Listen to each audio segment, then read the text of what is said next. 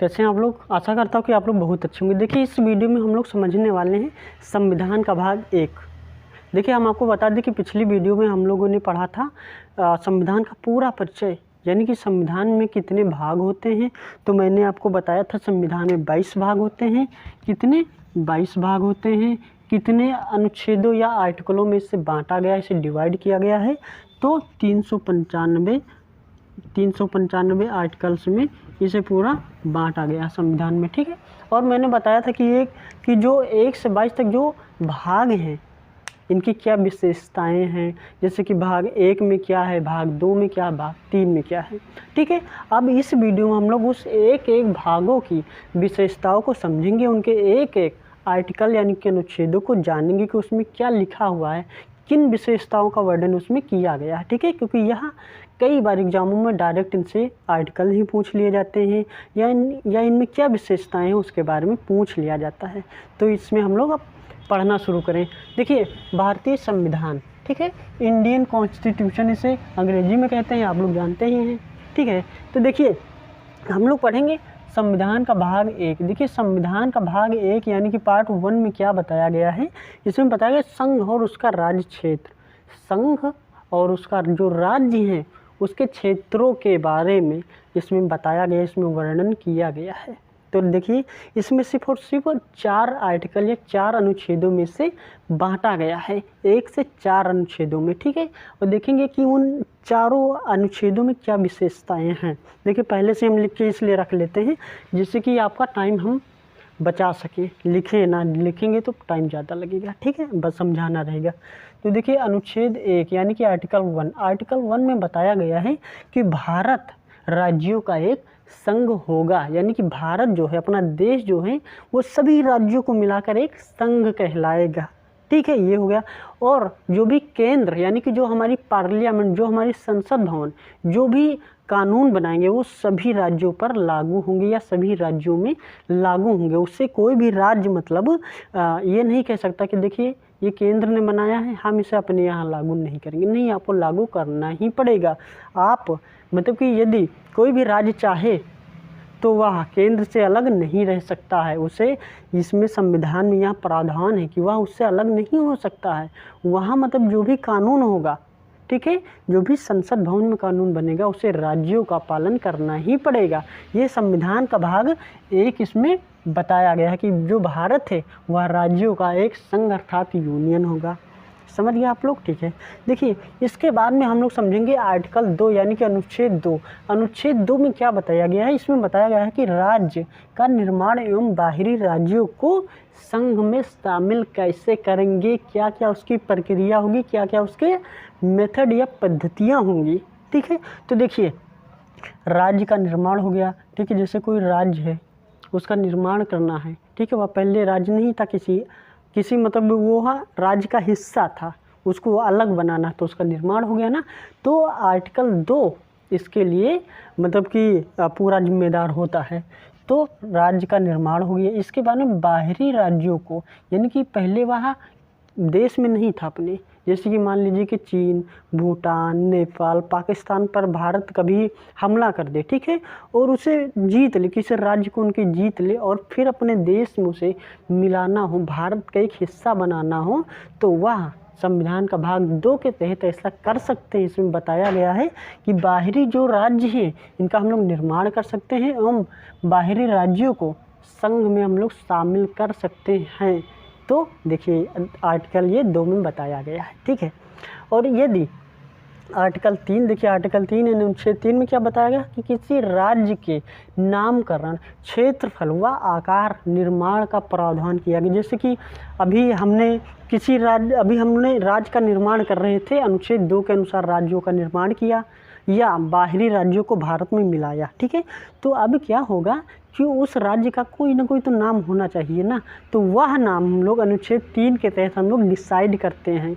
और उसका क्षेत्रफल क्या होगा, वह मतलब कितना उसका विस्तार होगा, उसकी बाउंड्री जो है वो कहाँ कहाँ तक लगेगी, किन किन राज्यों से लगेगी या कितनी दूरी में उसकी बाउंड्री या उसका क्षेत्रफल होगा। तो इसके बारे में अनुच्छेद 3 हमें बताता है या इसमें प्रावधान किया गया है कि किसी भी राज्य का नामकरण होगा है बाउंड्री, उसका क्षेत्रफल, इसके बारे में डिसाइड करता है हमारा अनुच्छेद 3, जो कि बहुत ही इम्पोर्टेंट, कई एग्जामों में ये पूछा जाता है। ठीक है, तो इसको आप लोग ज़रूर याद रखें। इसके बारे में हम इसके बाद हम लोग पढ़ेंगे अनुच्छेद 4। देखिए अनुच्छेद 4 में भाई ज़्यादा कुछ है नहीं।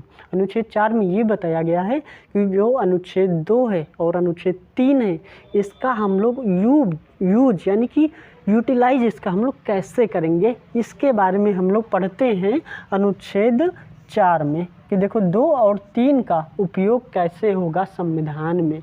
ठीक है, या किसी राज्य है, राज्य का मतलब निर्माण करना है, उसका नामकरण करना, उसके क्षेत्रफल में बढ़ोतरी करना है या विस्तार करना, उसकी बाउंड्रीज कहाँ तक होंगी, उसकी सीमाएं कहाँ तक होंगी, तो इन सब के बारे में हम लोग 2 और 3 में पढ़ेंगे कि इसका इन अनुच्छेदों का उपयोग कैसे किया जाता है, यानी कि 2 और 3 का उपयोग कैसे होगा, यह इस संबंध में इस आर्टिकल यानी कि आर्टिकल 4 को हम लोग पढ़ते हैं। ठीक है, समझ गए आप लोग। ठीक है, अब इसके बाद में हमने कुछ इम्पोर्टेंट पॉइंट्स निकाले हैं और जो आपको एकदम अच्छे से बताएंगे, तो बस आप लोग एकदम आसानी से समझ जाएंगे कि हाँ कैसे यह सब आर्टिकल जिम्मेदार होते हैं कि नए राज्यों के निर्माण में, उनके आकार, उनका एरिया, उनकी बाउंड्रीज को मतलब डिसाइड करने में। ठीक है, तो देखिए सिक्किम चलते हैं हम लोग। ठीक है, सिक्किम जो है वह सिक्किम, ठीक है, सिक्किम 23 अप्रैल 1975 को भारत का या 22वां राज्य बना, इसी आर्टिकलों के द्वारा। आर्टिकल कौन? आर्टिकल 3 का निर्माण किया, का मतलब उपयोग किया गया है। ठीक है, इसमें इसका उपयोग किया गया है आर्टिकल 3 और आर्टिकल 2 का, तो इसमें क्या इसको मिला लिया गया, सिक्किम को भारत में मिला लिया गया, एक केंद्र शासित प्रदेश का एक हिस्सा बना लिया गया, मतलब केंद्र शासित प्रदेश का नहीं, यूनियन का, संघ का। ठीक है, ये हिस्सा बन गया, ये इसे 22वां राज्य बना दिया गया। अब क्या हुआ कि इसका जो नामकरण होगा, इसका जो एरिया था, इसका जो बाउंड्रीज कहाँ कहाँ तक होंगी, इसका विस्तार कहाँ कहाँ तक होगा, तो इसके लिए संविधान का भाग का अनुच्छेद 3 का इस्तेमाल किया गया। ठीक है, तो आप लोग समझ गए आसानी से। तो यहाँ कई बार ये क्वेश्चन पूछे जाते हैं कि सिक्किम भारत का 22वां राज्य किस सन में बना। ठीक है, तो यह बना था 23 अप्रैल 1975 को भारत का 22वां राज्य बना। इसके लिए कौन कौन से आर्टिकल जिम्मेदार हैं, तो आर्टिकल 2 और आर्टिकल 3 इसके जिम्मेदार हैं, या इसमें पूरा भाग ही जिम्मेदार है इसके लिए। ठीक है, अब देखो उत्तराखंड हम लोग देखते हैं कि उत्तराखंड 9 नवंबर सन 2000 को यह भारत का 27वां राज्य बना। ठीक है, भारत का कौन सा राज्य बना? 27वां राज्य बना। और यह किस राज्य से टूट कर अलग हुआ, किस राज्य से इसे अलग करके एक नया राज्य बनाया गया, तो वह है साथियों यूपी, यानी कि उत्तर प्रदेश। अपना जो उत्तर प्रदेश है, इसी से सन 2000 में उत्तराखंड को अलग कर दिया गया और इसे एक नया राज्य बनाया गया। और यदि इस राज्य की राजधानी को जाने तो सब लोग जानते ही हैं, मगर हम ऐसे आपको बता दें कि इस राज्य की राजधानी साथियों देहरादून है। ठीक है, क्या है? देहरादून है। उत्तराखंड की राजधानी देहरादून है, जिस तरह से उत्तर प्रदेश की राजधानी लखनऊ है। इसके बाद में हम लोग पढ़ेंगे तेलंगाना। तेलंगाना देखिए, यह भी 2 जून 2014 को, यानी कि यह सबसे बाद में यही राज्य का निर्माण हुआ या यही राज्य बना है, एक नया राज्य बना है, जिसका नाम क्या था? तेलंगाना राज्य था। ठीक है, और यह भारत का कौन सा 29वां राज्य बना, भारत का 29वां राज्य बना कब? 2 जून 2014 को। ठीक है, इसके बाद में यदि इसके बारे में हम लोग पढ़ें तो यह किन राज्यों से अलग होकर बना, इसकी क्या राजधानी है, कई बार ये भी एग्जामों में पूछे जाते हैं सवाल।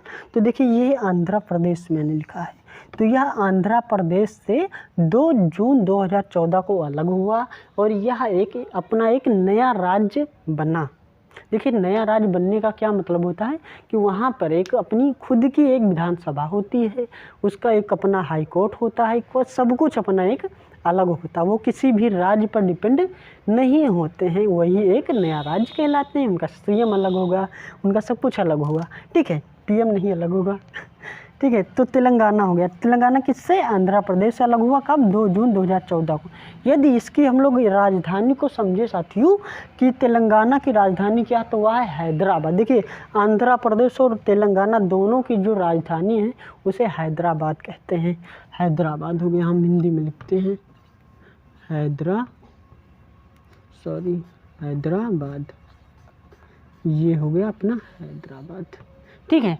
तो यह हो गया हैदराबाद किसकी? तेलंगाना की राजधानी हैदराबाद हो गई, आंध्र प्रदेश से यह अलग होकर बना है। तो देखिए ये जो तीनों पॉइंट हैं ये बहुत ही इम्पोर्टेंट है, ये कई एग्ज़ामों में अब तक पूछे जा चुके हैं। और ये जो भाग संविधान का भाग 1 है या कई बार एग्ज़ामों में पूछा जा चुका है, तो इसे आप लोग अच्छे से पढ़ें। और ये जो तीनों पॉइंट हैं ये कई बार एग्ज़ामों आप लोगों ने देखा होगा, ये पूछे ही जाते हैं, ठीक है। तो यह वीडियो बस इतना ही, मिलते हैं हम लोग नेक्स्ट वीडियो में। समझेंगे कि संविधान का भाग 2 जो कि नागरिकता के बारे में बताता है, उसमें नागरिकता कैसे मिलती है, कितने उसमें अनुच्छेद हैं, इन सबको हम लोग नेक्स्ट वीडियो में समझेंगे, पढ़ेंगे। तो यह वीडियो आप लोगों को कैसा लगा, आप लोग हमें कमेंट सेक्शन में लिख के ज़रूर बताएं। मिलते हैं।